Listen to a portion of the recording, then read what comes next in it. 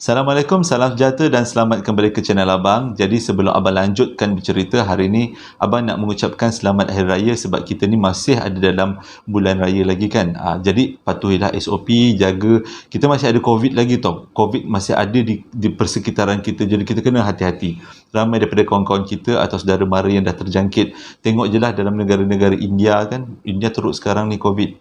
Jadi hari ni sebenarnya Abang nak bercerita tentang kisah satu tokoh yang memang sangat popular dalam dunia Islam, iaitu Mustafa Kemal Atatürk, iaitu seorang lelaki Turki yang merubah negara Turki daripada satu kerajaan Islam yang diperintah oleh khalifah bertukar menjadi satu negara sekular yang hilang ciri-ciri Islamnya. Jadi kalau korang nak tahu cerita daripada mula sampai habis, tonton video Abang. Turki memang terkenal sejak zaman-zaman Kesultanan Osman sebagai satu kerajaan Islam yang sangat kuat. Dia menggunakan konsep khalifah, iaitu seorang lelaki yang bertindak sebagai raja dan bantu oleh beberapa menteri dalam mentadbir satu negara dan berunsurkan ciri-ciri Islam, termasuklah dia orang punya undang-undang dia orang, cara ekonomi memang dia orang ikut Islam. Ialah kerajaan Kerajaan Osmaniyah kan memang terkenal dengan kerajaan pemerintahan Islam. Tapi semuanya berubah pada 1914 bila kerajaan Osmaniyah join Perang Dunia Pertama.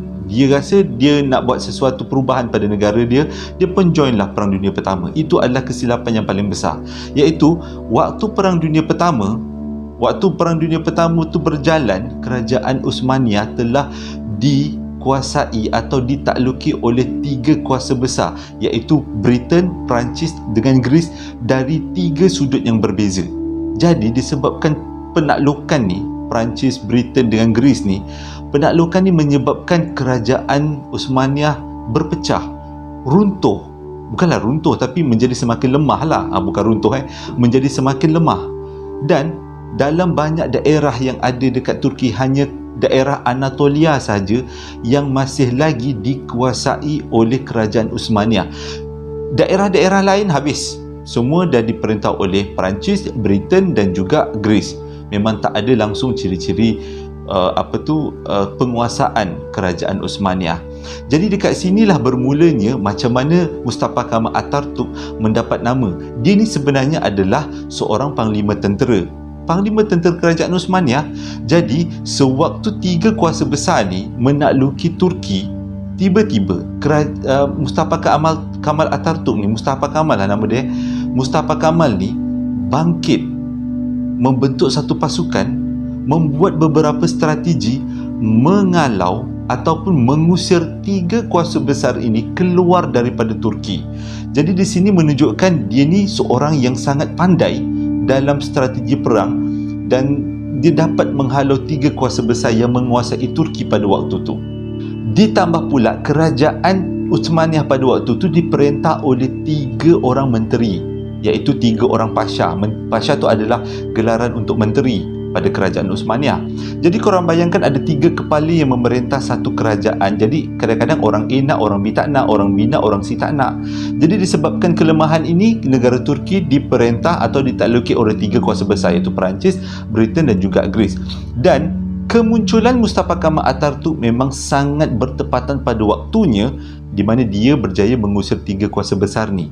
Jadi selepas dia berjaya mengusir tiga kuasa besar ni, apa yang dia buat korang nak tahu? Dia cuba mengumpulkan rakyat-rakyat Turki, membentuk satu ideologi baru, menaikkan semangat rakyat Turki supaya rakyat Turki menentang apa-apa jenis kuasa besar yang memasuki atau memerintah negara diorang. Itu adalah cara terbaik macam mana Mustafa Kemal berjaya menghalau tiga kuasa besar tadi. Dia menggunakan sentimen rakyat. Jadi rakyat-rakyat bangkit, dia macam bagi ceramah, bagi semangat. Jadi rakyat-rakyat bangkit dengan semangat nasionalis. Jadi rakyat-rakyat menghalau tiga kuasa besar ni.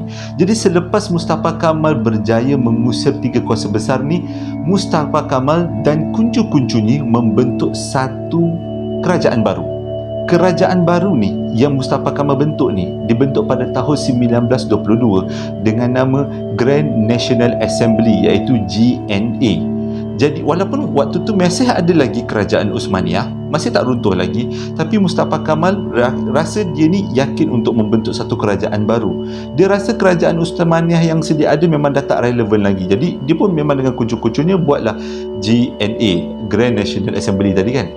Jadi bila GNA ni makin hari makin bertumbuh pesat, mendapat kepercayaan rakyat, lama-lama GNA yang diketuai oleh Mustafa Kamal menghapuskan kerajaan Uthmaniyah dengan cara semua keturunan apa orang besar yang ada kaitan dengan kerajaan Uthmaniyah dihantar, dibuang negeri dan juga dibunuh.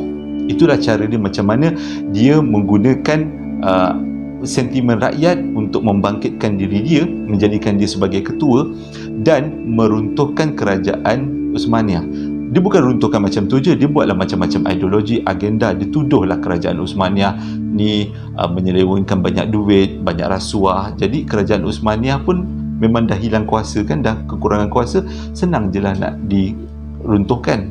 Dan pada waktu inilah Mustafa Kamal mendapat gelaran Atatürk, bermaksud ayah kepada orang Turki. Nama sebenarnya adalah Mustafa Kamal ditambah di hujungnya Atatürk, bermaksud ayah kepada orang Turki, sebab jasanya mengembalikan kedaulatan negara Turki dan menumbangkan kerajaan Uthmaniyah yang dipercayai pada waktu itu mengamalkan rasuah dan ketidaktulusan dalam pemerintahan. Jadi pada tahun 1924 memang Grand National Assembly ataupun GNA yang diketuai oleh Mustafa Kamal Atatürk berjaya menguasai seluruh Turki, termasuk mengubah ideologi pemikiran rakyat Turki. Bila Mustafa Kamal, pada awal-awal pemerintahan Mustafa Kamal dengan JNA tadi, dia memang menerapkan ciri-ciri Islam. Okay? Dia masih menerapkan ciri-ciri Islam dalam pemerintahan dia. Dia masih lagi mengaku negara itu adalah negara Islam. Tapi lama kelamaan, dia rasa kalau dikekalkan benda-benda yang berkaitan dengan Islam ni, sentimen masyarakat, rakyat terhadap kerajaan Uthmaniyah masih ada. Jadi dia takut kerajaan Uthmaniyah ni bangkit semula. Jadi dia perlu hapuskan kesemuanya. Caranya adalah, yang pertama, diubah cara pendidikan. Cara pendidikan dulu ada kaitan-kaitan dengan Islam, ditukar. Memang tak ada kaitan dengan Islam langsung, memang semuanya sekular. Tulisan dulu Turki lebih kepada tulisan Arab, tapi diorang tukar kepada tulisan Latin.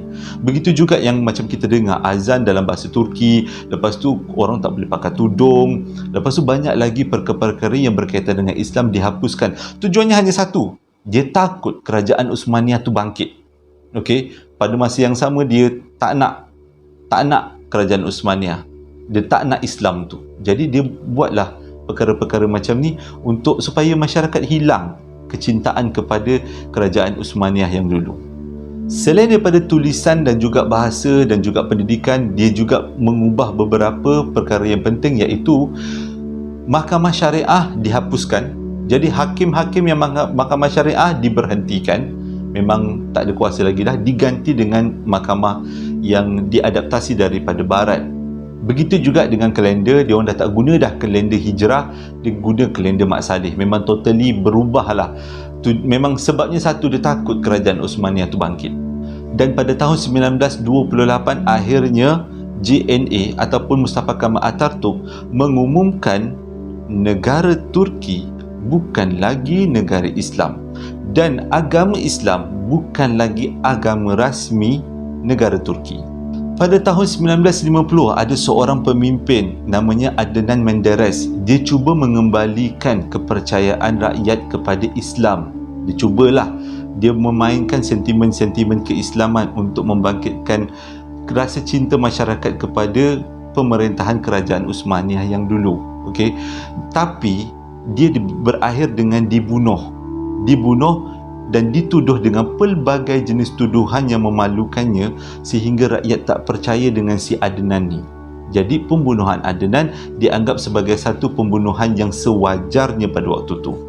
Tapi selepas kematian Adnan Menderes tadi, pada tahun 1990, kerajaan Turki, Mahkamah Turki telah mengumumkan yang sebenarnya Adnan Menderes tidaklah bersalah dan semua pertuduhan ke atasnya telah dihapuskan, dan dia diberi penghormatan dalam pemakaman secara yang benar. Tapi macam yang abang nak cakap, rakyat Turki sebenarnya merindui pemerintahan kerajaan Uthmaniyah. Jadi pada tahun 2002, ada seorang Perdana Menteri yang dilantik melalui pilihan raya, iaitu Erdogan, menjadi wakil kepada rakyat untuk memerintah Turki. Di mana rakyat Turki pada waktu itu memang tahu Erdogan ni sebenarnya seorang pemimpin yang cintakan ciri-ciri Islam. Jadi Erdogan sekarang ni telah memerintah Turki dan telah sedikit demi sedikit membawa masuk balik elemen-elemen Islam dalam negara Turki. Tapi bukan senang, sebab apa yang telah dibuat oleh Mustafa Kemal Atatürk masih lagi berbekas di hati rakyat. Rakyat macam dah selesa.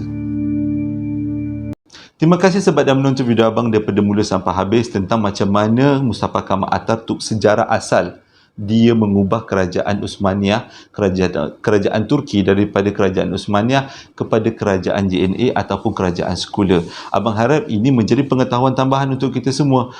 Selalunya orang kalau cerita pasal Mustafa Kemal ni, dia akan cerita pasal dia ubah azan lah, dihilangkan ciri-ciri Islam lah, tapi tak banyak YouTube yang abang dengar dia cerita macam mana Mustafa Kemal ni bangkit untuk mengubah negara ni dan apalah punca-puncanya.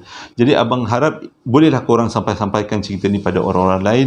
Hingga berjumpa lagi dalam posting abang yang akan datang. Assalamualaikum warahmatullahi wabarakatuh.